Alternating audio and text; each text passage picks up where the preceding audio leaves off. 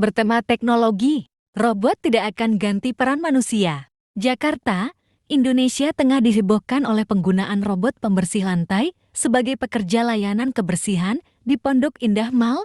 Hal ini disuarakan oleh salah satu aktor dan sutradara Indonesia Denis Adiswara via akun Twitter pribadinya. Selain sambutan baik, hal ini turut memicu kegelisahan menyoal kondisi robot akan menggantikan peran manusia dalam berbagai pekerjaan. Kekhawatiran ini bukanlah hal baru, sebab pada awal popularitasnya di dunia, termasuk Indonesia, sejumlah pihak telah membahasnya. Peningkatan popularitas penggunaan teknologi, termasuk robot, dalam melakukan pekerjaan manusia turut muncul saat para ahli industri dan ekonomi dunia menggandangkan revolusi industri 4.0.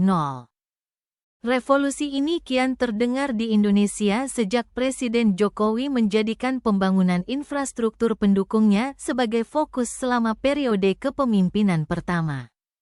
Memang tidak dapat dielakkan bahwa pemanfaatan teknologi dan robot di era revolusi 4.0 akan menghilangkan sejumlah pekerjaan yang sebelumnya dilakukan manusia.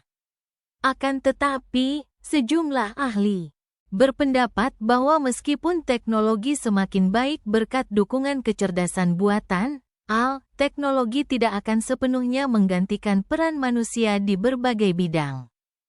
Karena manusia tetap diperlukan untuk melatih dan mengawasi teknologi dan robot dalam melakukan tugasnya. Selain itu, robot dan merupakan buah karya manusia, sebagai alat yang dapat bekerja jika manusia memberikannya instruksi yang benar. Mengutip Forbes, hal ini mendorong manusia dan teknologi untuk dapat saling bekerja sama, dengan porsi manusia sebagai pengendali dan teknologi menyediakan hal yang diprogramkan oleh manusia.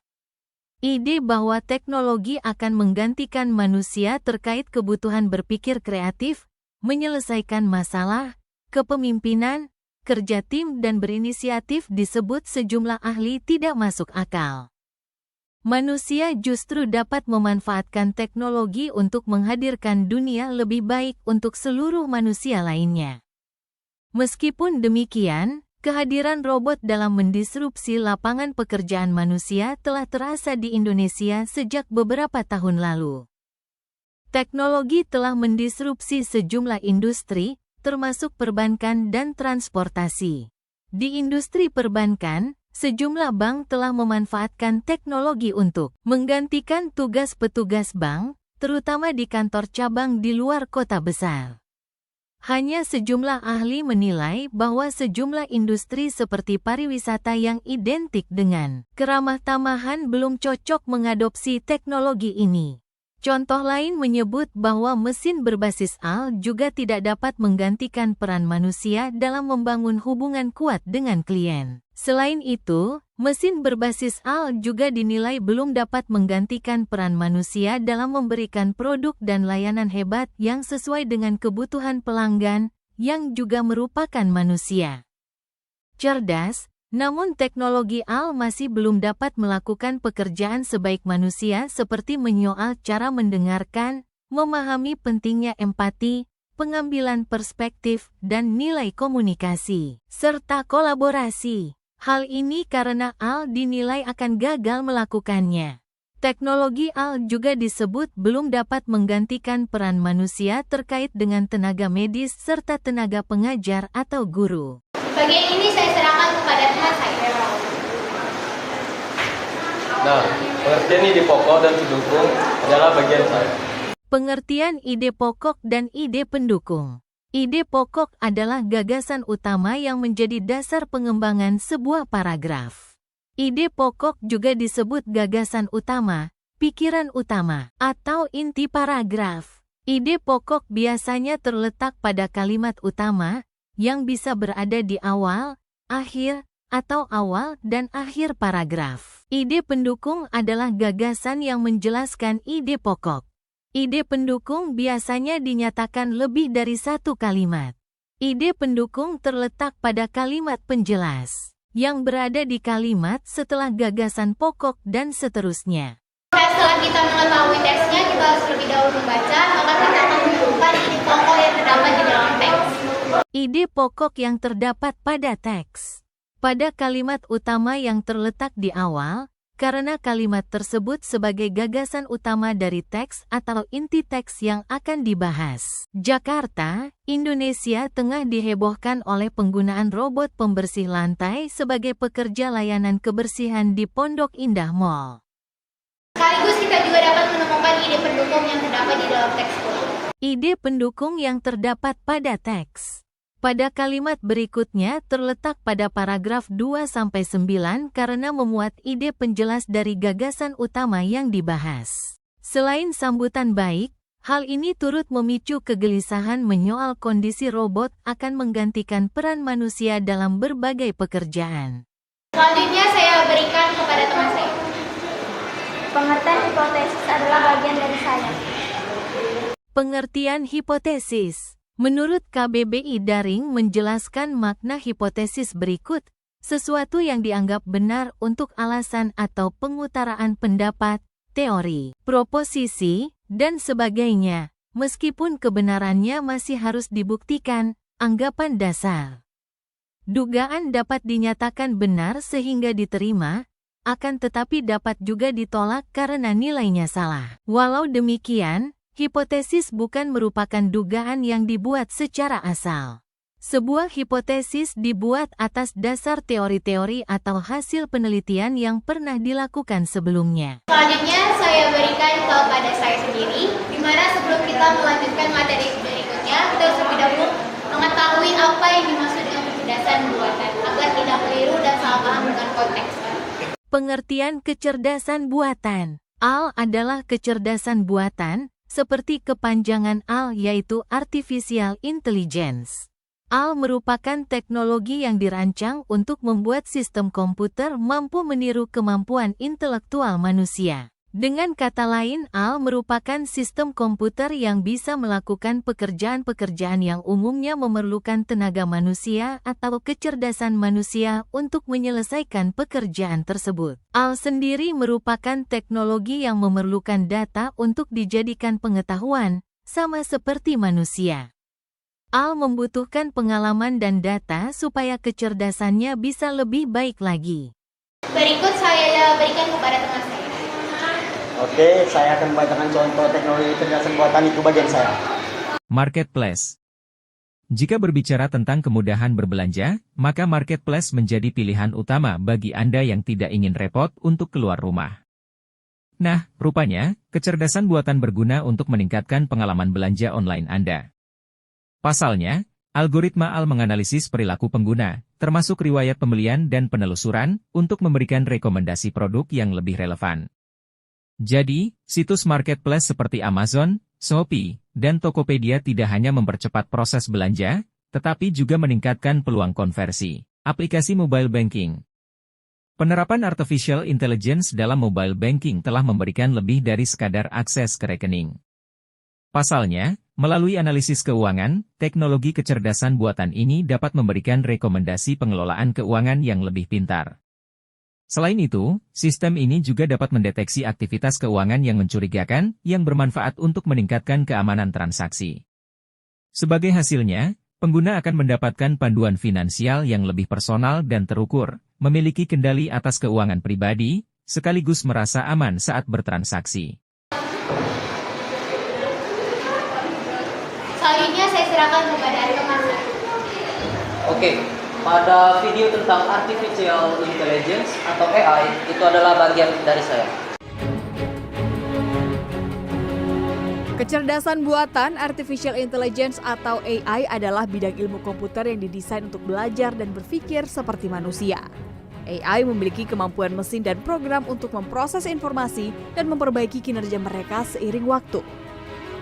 Dalam era digital, teknologi AI dapat membantu efisiensi dan produktivitas kerja di beragam sektor, termasuk manufaktur, perbankan, hingga kesehatan. Namun perkembangan pesat AI ditakutkan akan menjadi ancaman bagi pekerjaan manusia karena memiliki keunggulan dalam melakukan pekerjaan yang repetitif dan tidak membutuhkan proses berpikir kreatif. CNN Indonesia mendapatkan kesempatan untuk berdiskusi dengan Paul Burton, General Manager Asia Pacific International Business Machines Corporation atau IBM, sebuah perusahaan teknologi komputer yang sudah berdiri sejak 1911 dan memanfaatkan teknologi AI dalam kinerja perusahaan sehari-hari. That a lot of companies advocate the message that AI is here not to take over jobs, but to enhance working capabilities. Although we need to remember that AI was designed to learn and develop. So what's to say that down the road, a couple of years, there won't be any tasks for employees to do anymore? Well, I think the chances of that are very low. But look, there's some data points that are interesting out there. In the next 3 years, 100 million jobs are going to be created worldwide. Because of digitalization technologies and specifically because of AI. In Indonesia, we should expect probably 20 million jobs created in the next 5 or 6 years for the same reason. And so will AI change the employment landscape? Of course it will. Certain jobs would become less likely to need human labor, but that human labor will then have the ability to go take on other jobs, higher value jobs up the value chain, so to speak. So again, we're seeing jobs created and we're seeing some jobs going away because they can be automated away. But speaking for IBM in particular, we're hiring a significant number of people. So we don't see reductions in labor forces or reductions in workforces.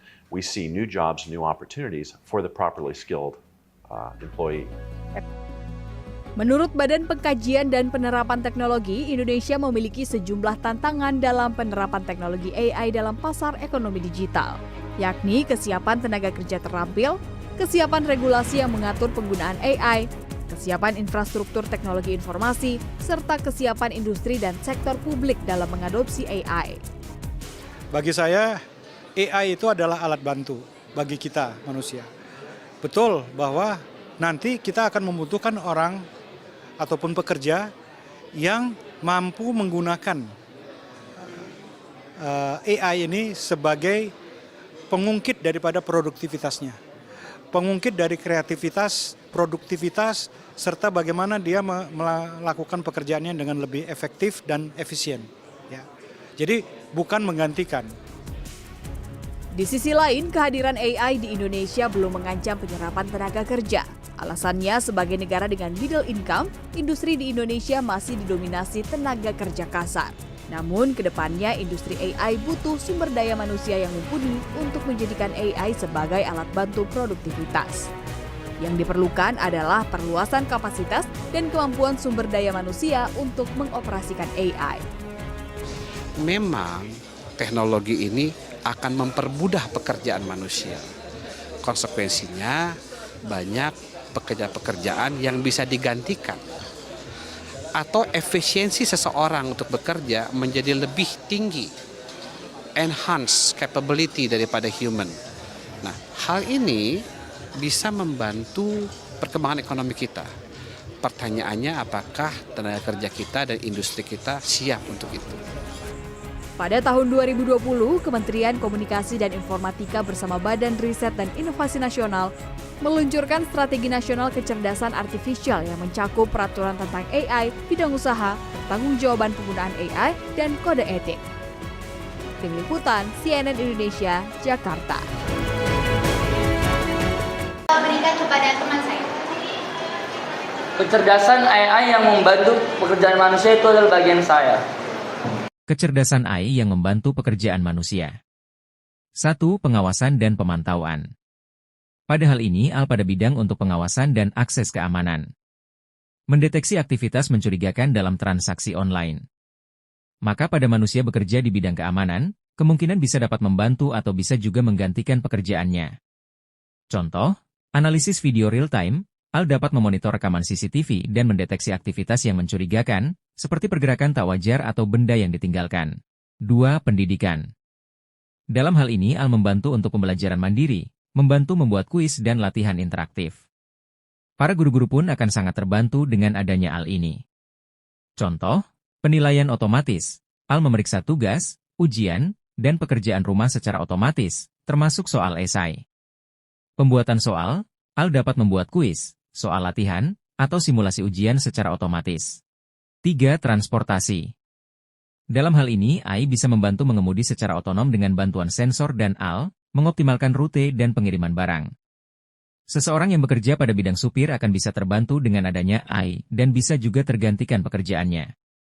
Contoh, mengemudi tanpa pengemudi, mobil otonom seperti Tesla Autopilot menggunakan AI untuk mengendalikan kendaraan, mendeteksi rambu lalu lintas, pejalan kaki, dan kendaraan lain. Pengiriman barang, AI mendukung kendaraan logistik tanpa pengemudi untuk efisiensi biaya dan waktu. Selanjutnya saya berikan kepada teman saya. Oke, saya di sini akan membacakan dampak positif dan dampak negatif pada AI. Itu bagian saya juga. Dampak positif AI. 1. Peningkatan efisiensi dan produktivitas. AI dapat otomatisasi tugas-tugas yang berulang, memungkinkan pekerjaan yang lebih cepat dan akurat. Misalnya, dalam industri manufaktur, AI dapat mengurangi waktu produksi dengan mempercepat proses yang dulunya manual. 2. Peningkatan layanan kesehatan. Dengan kemampuan menganalisis data medis yang besar, AI dapat membantu dokter dalam mendiagnosis penyakit, menemukan pola dalam data pasien, dan mengembangkan perawatan yang lebih efektif. 3. Kemudahan dalam kehidupan sehari-hari. Asisten virtual, pengenalan suara, dan aplikasi rumah pintar mempermudah banyak aktivitas, dari mengatur jadwal hingga mengontrol perangkat rumah. Dampak negatif AI. 1. Pengurangan lapangan kerja. Otomatisasi pekerjaan oleh AI dapat menghilangkan pekerjaan yang dulunya dilakukan manusia, terutama dalam bidang manufaktur, layanan pelanggan, dan pekerjaan rutin lainnya. Hal ini dapat menyebabkan pengangguran di beberapa sektor. 2. Kecanduan dan privasi terancam. AI yang digunakan dalam media sosial untuk merekomendasikan konten seringkali meningkatkan kecanduan pengguna terhadap platform. Selain itu, data pribadi pengguna yang dikumpulkan untuk analisis dapat disalahgunakan atau dieksploitasi tanpa izin. 3. Bias dan diskriminasi. Algoritma AI dapat menunjukkan bias berdasarkan data yang tidak seimbang atau tidak netral, yang dapat menghasilkan diskriminasi dalam perekrutan, pemberian kredit, atau penegakan hukum. Nah, setelah kita mengetahui isi tes atau materi yang terdapat di dalamnya, kita harus menarik kesimpulannya. Ini adalah kesimpulan dari materi kami. Kesimpulan, ide pokok adalah gagasan utama yang menjadi dasar pengembangan sebuah paragraf. Ide pendukung adalah gagasan yang menjelaskan ide pokok. Kita harus membaca terlebih dahulu untuk menemukan ide pokok dan ide pendukung. AI adalah kecerdasan buatan. Seperti kepanjangan AI yaitu Artificial Intelligence. AI merupakan teknologi yang dirancang untuk membuat sistem komputer mampu meniru kemampuan intelektual manusia. Dengan kecanggihan kecerdasan AI dapat membantu pekerjaan manusia, di antaranya di bidang pendidikan seperti aplikasi pembuat soal dan lainnya. Sehingga kecerdasan buatan menimbulkan dampak positif dan dampak negatif. Dampak positif memudahkan manusia melakukan sesuatu dengan cepat, serta minim kesalahan. Sementara dampak negatif membawa manusia akan ketergantungan terhadap penggunaannya. Hipotesis merupakan suatu anggapan yang dianggap benar. Baiklah, sekian penampilan penjelasan dari materi kami. Mohon maaf bila terdapat kesalahan. Semoga informasi ini dapat menjadi wawasan bagi kita semua. Terima kasih. Terima kasih.